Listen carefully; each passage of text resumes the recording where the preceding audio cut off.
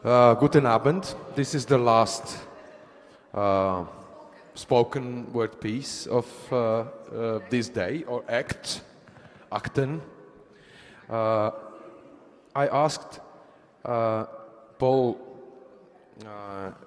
tonight, if he's a media theorist, because normally they announce him as a media theorist, and then he said, yeah, normally they announce me as a media theorist, but I'm much more beyond. And basically, media and medium, in 19th century, medium was a crucial part of spiritualism, of course. So it's going to be a seance. So this is an early seance. It's very personal, also because Paul somehow belongs to our family, I can say, and we always love to see this beautiful person with a beautiful mind. So, Paul. Good evening. First of all, I really want to thank you for the invitation, and thank Daniela and Francesca and Boris and Olafur and Franziska for inviting me. Yeah, I'm very happy to be here, and I've been asked to speak about the question whose crisis this actually is. So I decided to start with the question where crisis actually comes from. And since we all have been looking very much to the country of Greece and with its central role in the economic development of the world, but also its role as the major channel of refugee migration into Central Europe, we often forget to speak Greek, actually. And the word crisis actually comes from the Greek word krinein, or krisis, which means to distinguish, to discriminate, and to make a difference. This is the same word that it's the same root of the word critique.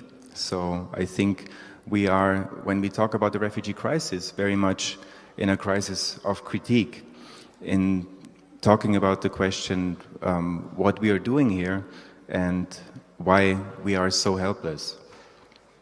So when we talk about the refugee crisis, there have been a lot of different attempts, this being one of them, in trying to distinguish and to find out what we can do. There's a lot of art, there's a lot of academic projects, but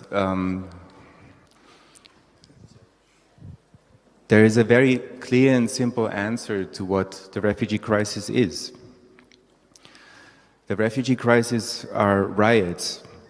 There are people collapsing from exhaustion, from heat, from cold. There are mass fights between different refugee groups or security guards, which often come from shady contractors.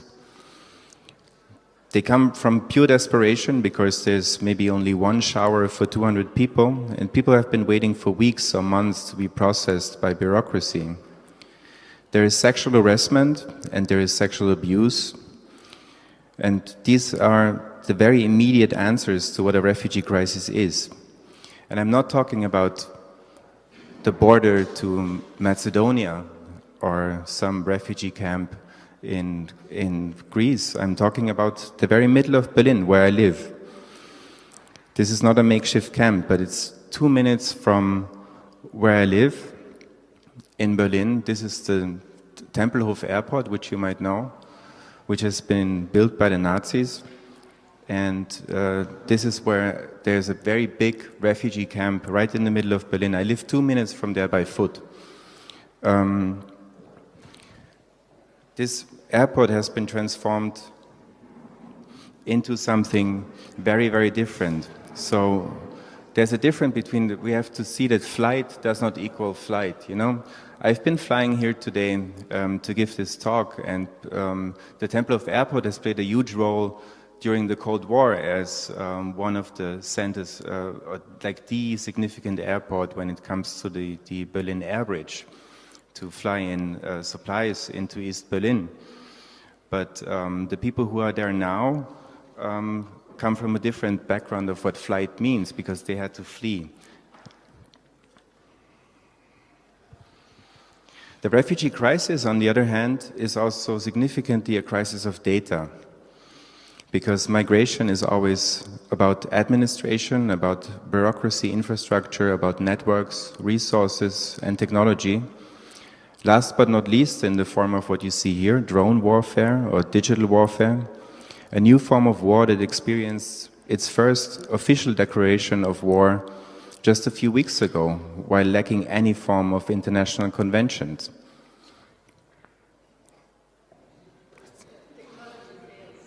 Yeah, it's a problem of data.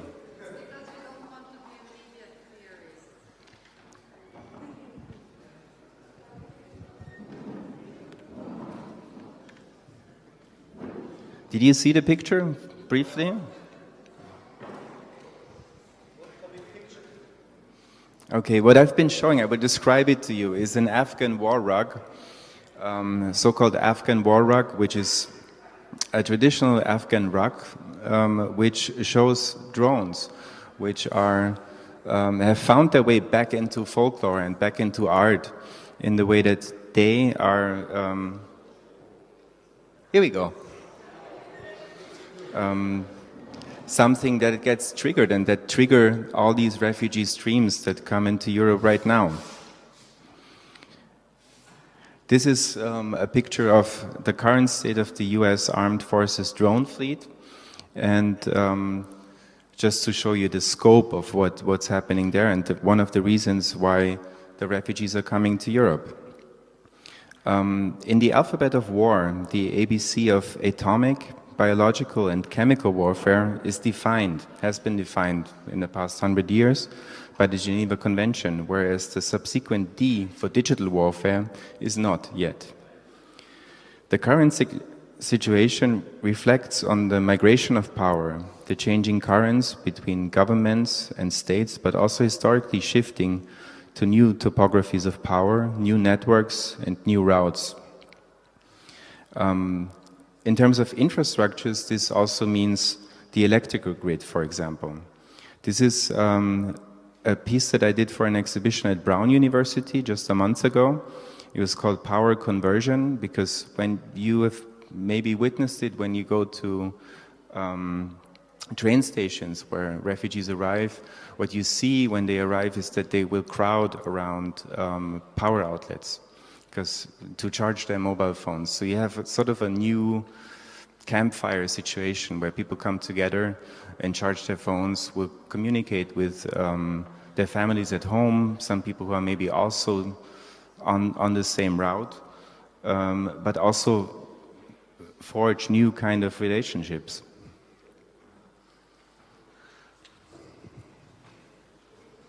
The same, of course, also holds true for mobile phone networks and Wi-Fi mesh networks and their open or closeness. The question, of course, is still, what can we do? In the art world, institutional critique is a very well-aged and well-defined term. However, I would like to refocus it in this context and shift our attention to what I would like to call infrastructural critique. Because when it comes to institutions, we must speak of institutional misappropriation and adaptation, for which, for example, the green light here is a very good example. But it starts on a much lower level and is much easier than setting up a great project like this one, because offices have copy machines, mailing lists, and simply networks. Institutions like universities rarely ever offer their employees contracts for more than 3 years, which means that after 3 years, new contracts start and new computers are bought. Most universities, for example, by law aren't allowed to sell their old hardware, so it rots away in some kind of storage. What we did in Berlin was to convince universities, not only in Berlin, but Germany-wide and also in Switzerland and Austria, to find a way to donate this old hardware to aid organizations and refugee shelters. Because after all, it really is our crisis. What I did and what I would like to briefly just introduce you to is in Berlin last summer we started a grassroots project which is called the Refugee Phrasebook. What you see here on this picture is the very first issue of the so-called Refugee Phrasebook, which was handed out at the at the Vienna Westbahnhof in early September last year, with the very generous support of TBA 21 and Franziska and Simone and some other people who helped just print it at the office, because it's a very simple project. And this is something where I think, you know, the refugee crisis can be tackled in very easy and simple, straightforward ways. Refugee Phrasebook is a project that me and a couple of other people started last summer. It's a collection of phrases that are significant and relevant for people in this kind of situation, and it's a collection of open data. So what we did is we came up with a Google Doc. It's very simple. An open Google Doc where everyone can contribute and write in some kind of phrase that makes sense, like, hello, I come from here, I come from there, I'm hungry, I'm scared, I need help. And this quickly grew to a collection of over 2,000 phrases in over 40 languages. We have a specialized phrasebook for medical needs and one for legal needs, which were supported by a team of doctors and a team of public interest lawyers. And it just grew as a collection of open data, but you have to take into account that this happened within 2 weeks. So the collection of data just came into being by itself and is existent on the internet right now as a collection of open data which everyone can download, everyone can convert into a PDF, and everyone can print wherever they need it. It was very easy to start this project. However, yeah, this is the very chic first edition of the Refugee Phrasebook as printed in the TBA 21 office last summer.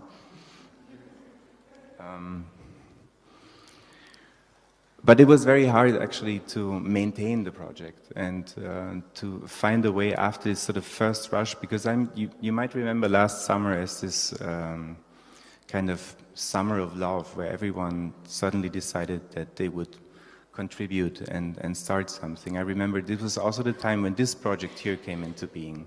When I was in Vienna, the day after I took this picture that I just showed you, I had breakfast with Marcus and Francesca, and we discussed this project here. So this is why we're here right now also. But the question is, how can you make these projects sustainable? How can you adapt them to the current needs? How can you redesign them and make them grow further? What we found out quite quickly, because we thought we would just provide the data, you know, and then people would just adapt it and print it wherever they are. But of course, where it's needed the most is also the places where people have the least access to infrastructure and the least access to money. Which brings me to my next point, donations. They are very welcome.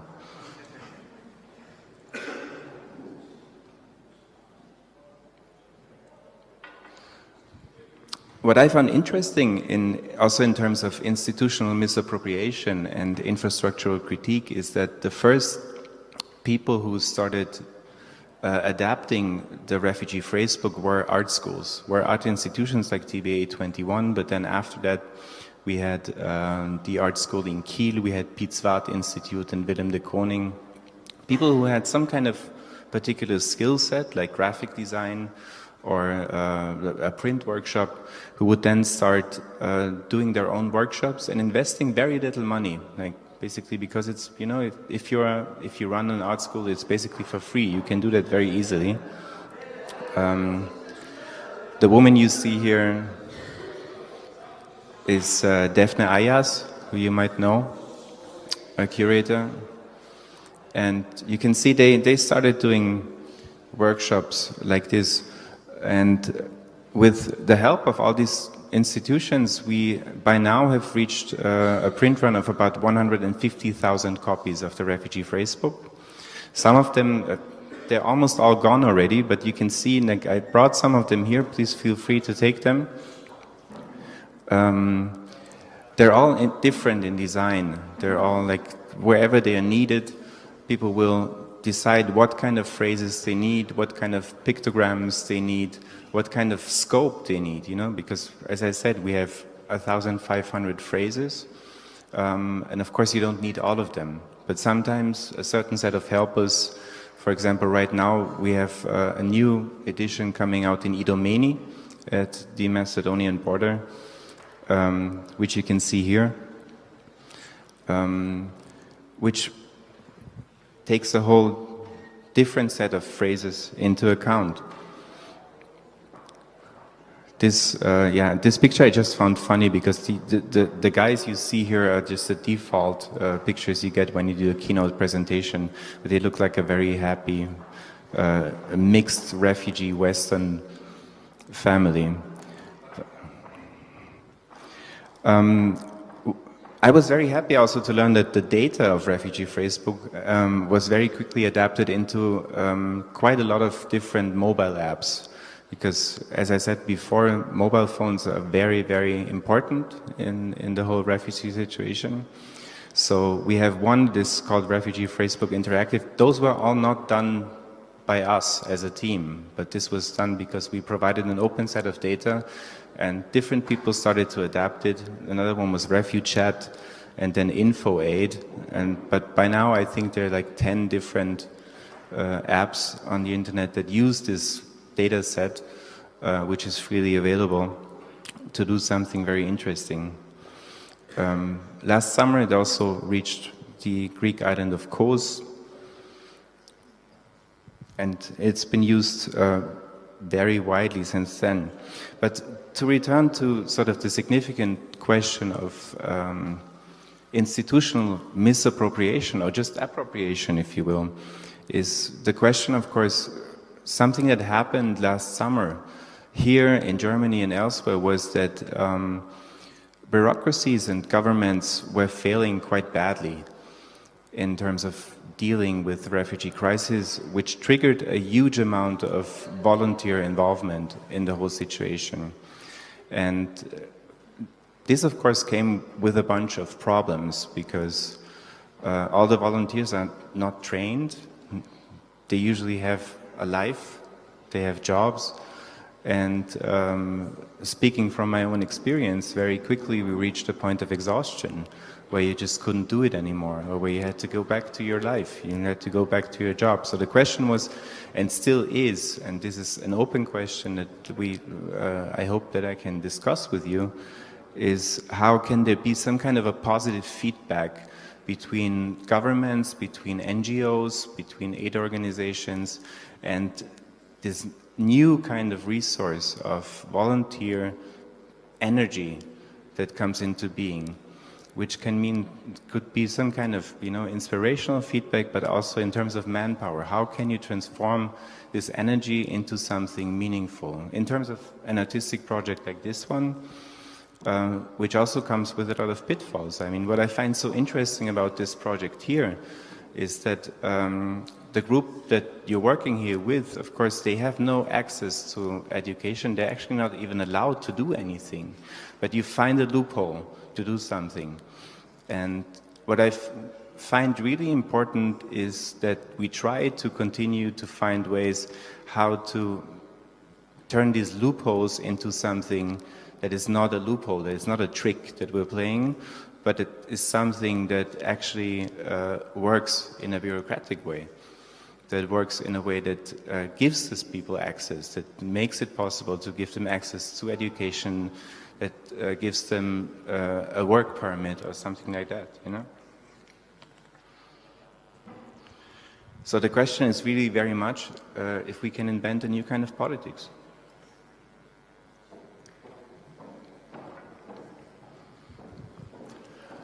When it comes to universities, there's really just one thing I can say, and I say this because I come from a university.